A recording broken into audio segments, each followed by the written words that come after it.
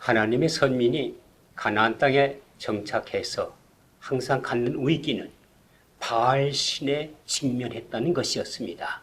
바알신은 농사의 신이었지요. 이스라엘 민족이 가나안 땅에 들어서 이제 유목 생활을 마치고 농경 문화 생활을 시작할 때에 이스라엘 민족이 농사를 짓는 봄철이 되어지면은 농사의 신으로 불려졌던 바알신을 섬기게 됩니다. 그분이 비를 내리고 농사를 돌본다고 믿었기 때문입니다.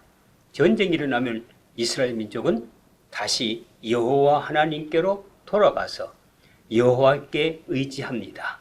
여호와 하나님은 전쟁의 신이라고 생각을 했기 때문입니다. 이러한 두 신사에 왔다 갔다 하는 믿음을 갖고 있을 때 가장 위기가 있었던 왕국은, 그리고 왕시대는 아합 왕시대였습니다. 이 아합 왕은 이세벨이라고 하는 여인을, 이방 여인을 부인으로 맞이했는데, 이 이세벨은 철저하게 바알신을 신봉하고 섬기는 여인이었습니다. 그래서 여호와 신앙을 파괴하고, 그리고 여호와의 믿음을 없애고 거기에 바알 신을 섬기는 믿음을 접목하기 위해서 온갖 정치적인 수단과 자기 남편인 아합 왕의 권위를 빌려서 가진 역할을 다해서 이스라엘 민족에게 큰 신앙의 위기를 가져오게 됐습니다. 이때 등장한 사람이 바로 엘리야 선지자였습니다. 그리고 3년 6개월 동안 하나님께서는 이스라엘 민족에게 비를 거두었습니다. 이때 엘리야 선지자가 바알 신을 믿고 섬기는 선지자들에게 도전합니다. 누가 비를 내리게 할 것이냐? 참 하나님 여호와신가? 아니면 너희들이 섬기는 바알 신인가?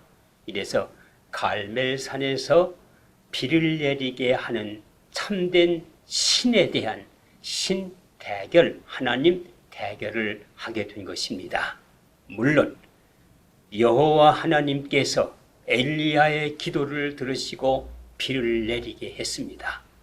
바알신을 믿는 선지자 450명이 아무리 온종일 부르짖었지만은 계속해서 태양빛은 뜨겁고 가뭄은 계속되었던 것입니다. 이 사건은 하나님께서는 세상을 창조하시고 자연을 창조하시고 섭리하시는 하나님이시고, 그리고 이 하나님, 우리 하나님은 자연의 하나님인 동시에 비를 주관하는 하나님이시요, 그리고 농사를 주관하는 하나님이심을 선포했습니다. 그래서 새로운 신관의 정립이 이때 이루어집니다. 이 사건의 후반부는 엘리야가 이사벨의 엘리야를 죽이려고 하는 그 못된 계략에서 벗어나서 피신해서 호렙산까지 가서 그곳에서 하나님을 만나는 이야기로 종교를 하게 되어집니다. 신의 산 혹은 호렙산이라고 명칭을 하는 산까지 엘리야가 도피해서 그곳에 이르렀습니다. 호렙산에 이르렀을 때에 하나님의 임재를 상징하는 놀라운 사건이 발생했습니다. 폭풍이 불어쳤습니다. 그러나 폭풍 가운데 하나님은 계시지 않았습니다. 큰 지진이 일어나고 그 다음에 땅의 터가 움직이는 놀라운 사건이 생겼습니다. 거기에도 하나님은 계시지 않았습니다. 폭풍이 지나고 지진이 일어나고, 그리고 다음에는 큰 불길이 지나갔습니다. 거기에도 하나님은 계시지 않았습니다. 물론 하나님의 임재를 상징합니다. 폭풍 중에 계신 하나님, 지진 가운데 운행하시는 하나님, 그리고 불 가운데 운행하시는 하나님. 그렇지만 그곳에서 엘리야는 하나님을 뵙지 못했습니다. 하나님의 음성을 듣지 못했습니다. 폭풍이 지나고 지진이 지나고 그 다음에 불길이 지난 다음 세미한 음성이 조용한 가운데 들려왔습니다. 엘리야가 무릎을 꿇었습니다. 그리고 하나님의 가느다란 음성, 세미한 음성이 들렸습니다. 엘리야야, 엘리야야, 내가 왜 이곳에 있느냐? 예, 하나님, 이스라엘 나라에 온통 바알을 섬기는 거짓된 신앙으로 가득 찼는데 이제 그곳에서 나만 살아남았습니다. 내가 어떻게 해야 될까요? 하나님께서 말씀하셨습니다. 바알에게 무릎 꿇지 않은 7,000명을 내가 남겨뒀느니라 말씀하시면서 하나님께서 이제 너는 새 왕 이스라엘 왕을 세워야 한다 분부하셨습니다. 그리고 이스라엘의 동맹국이었고 이웃국가였던 아람 왕을 내가 다시 세워야 된다고 말씀하셨습니다. 그리고 너는 네 후계자 엘리사를 선택하라. 내가 아직 이스라엘 온 천하에 바알에게 무릎 꿇지 않은 7,000명을 남겨뒀느니라. 이 세미한 음성으로 들려오는 하나님이 엘리야에게 준 소명이었습니다. 이곳에서 엘리야는 이스라엘 민족을 새롭게 하는 왕국을 이끌 지도자 왕을 세우라는 명령이었습니다. 이웃나라와의 관계 속에서 이스라엘 민족이 평안한 평화를 유지하기 위해서 아람 왕을 다시 세우라는 명령이었습니다. 그리고 또한 새로운 후계자 엘리사를 세워서 이스라엘 민족의 여호와 하나님의 신앙을 세우고 정신적인 안정을 가져오라는 분부셨습니다. 그 다음에 7,000명을 아직도 남겨놨느니라. 이 말씀 속에 의로운, 새로운, 정의로운 그리고 하나님을 신뢰하는 깨끗한 이스라엘 민족을 복권하라, 회복하라고 하는 뜻이 될 것입니다. 하나님은 폭풍 중에 계시지 않았습니다. 불길 중에도 계시지 않았습니다.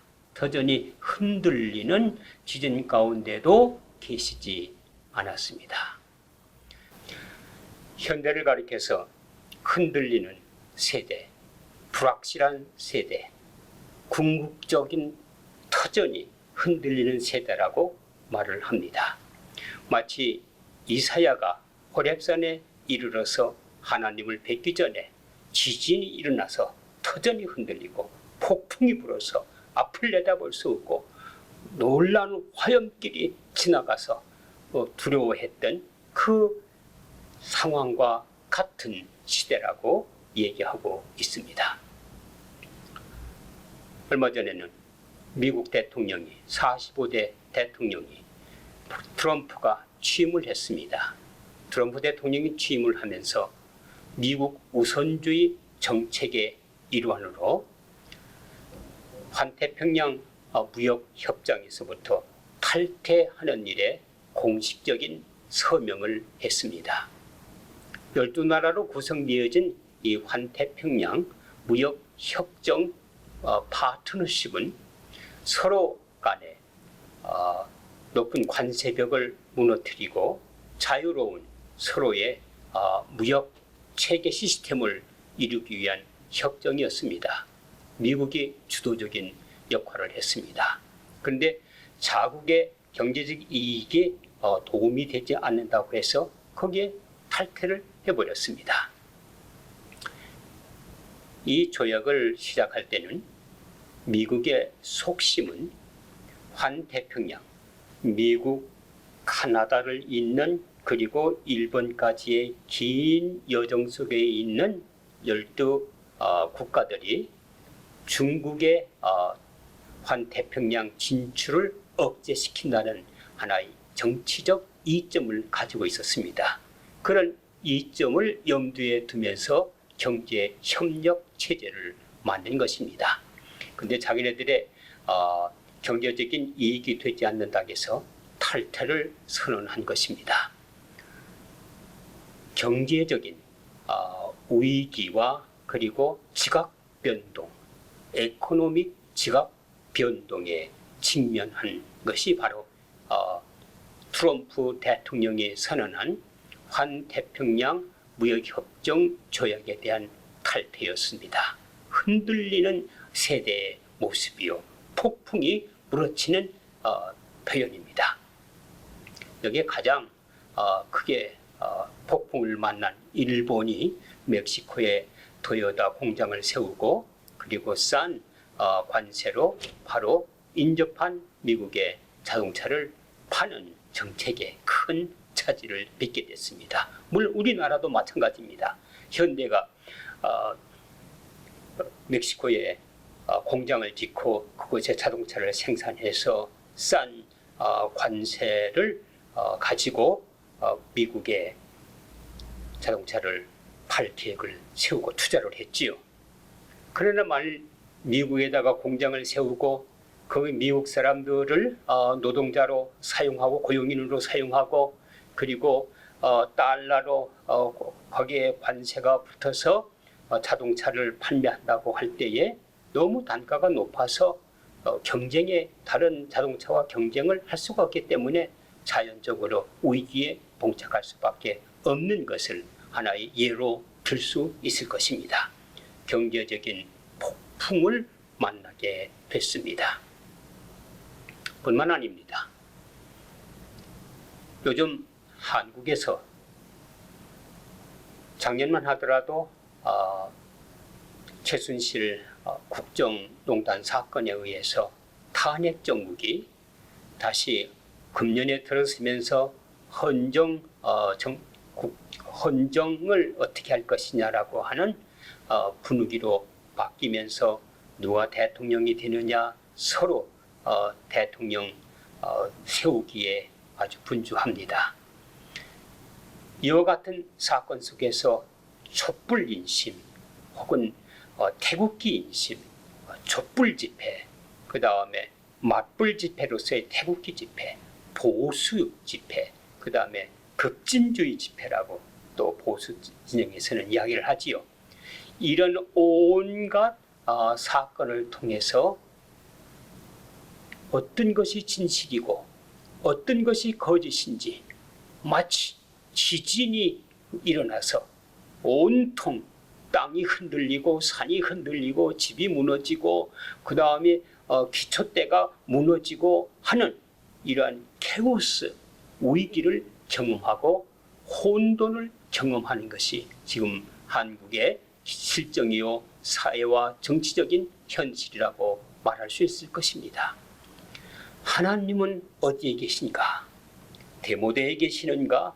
그렇지 않으면 온갖 국정에 대한 시사가 홍수같이 흘러나오는 그 사건 중에 계시는가? 하나님은 어디 계시는가? 그러나 하나님은 여기도 계시지 아니하고 저기도 계시지 아니하고 세미한 음성을 들을 줄 아는 자의 마음속에 말씀하실 것입니다. 마태복음, 마가복음, 누가복음에는 각각 마지막 종말에 대한 이야기가 기록되어 있습니다. 특별히 마가복음 13장은 예수님께서 마지막 때에 있을 일들을 말씀하셨기 때문에 소묵시록이라고 이름이 붙여진 장입니다. 거기에 의하면은 지진이 일어날 것이고 그 다음에 태양과 달이 빛을 잃을 것이고 별이 떨어질 것이며 난리와 난리의 소문이 관영할 것이고 그리고 소문과 소문이 관영할 것이다. 이런 말씀을 하셨습니다. 그리고 마침내 그때에 인자가 구름을 타고 임하리라 말씀하셨습니다. 난리와 난리의 소문, 그 다음에 별이 떨어지고 태양이 어두워지는 이러한 시대, 말하자면 빛과 정의와 평화와 리더십과 그리고 이런 한 국가가 흔들리는 이런 위기 시대, 그곳에 예수님이 계시지 않았습니다. 다 그런 것이 지나간 이후에 인자가 구름을 타고 임할 것이다 라고 말씀하셨습니다. 그러면서 그 13장 마지막 절의 말씀은 그러므로 너희는 깨어 있으라. 어느 때 내가 임할는지 모른다고 말씀하셨습니다. 이 마지막 종말의 때, 종말을 히라버로는 에스카톤이라고 말합니다. 마지막이다, 마지막 때다. 이 에스카톤은 뉴 비기닝, 새 시작이라는 의미를 갖고 있습니다. 종말은 새 시작을 뜻하는 것입니다. 새 시작이 임할 때에 너희는 그리스도가 임재하는 것을 보리라고 말씀했습니다. 이 말씀 속에서는 예수 그리스도가 마지막 때의 시작이요, 예수 그리스도의 가르침이 마지막 때의 하나의 스탠다드가 될 것이며, 예수 그리스도의 인격이, 그분 그리스도가 모든 것의 기초가 될 것이고 스탠다드가 될 것이고 기준이 될 것이고 방향이 될 것이고, 그분의 가르침만이 유일한 하나님의 말씀이 될 것이라고 하는 의미를 가지고 있습니다. 흔들리는 세대 속에 지금 우리는 살고 있습니다. 경제적으로 흔들립니다. 폭풍같이 몰아칩니다. 국제적으로 전쟁의 위기 속에 휘몰아쳐 있습니다. 정치적으로, 사회적으로 우리 민족이 위기를 경험합니다. 그런 속에 개인들이 또한 위기를 경험하게 되어집니다. 개인이 위기를 경험하는 그 현장 속에서, 지금 우리의 삶의 현장 속에서 우리는 잠잠히 여호와 하나님의 음성을 들어야 됩니다. 그리고 깨어 있어야 됩니다. 그리고 새 시대를 준비해야 됩니다.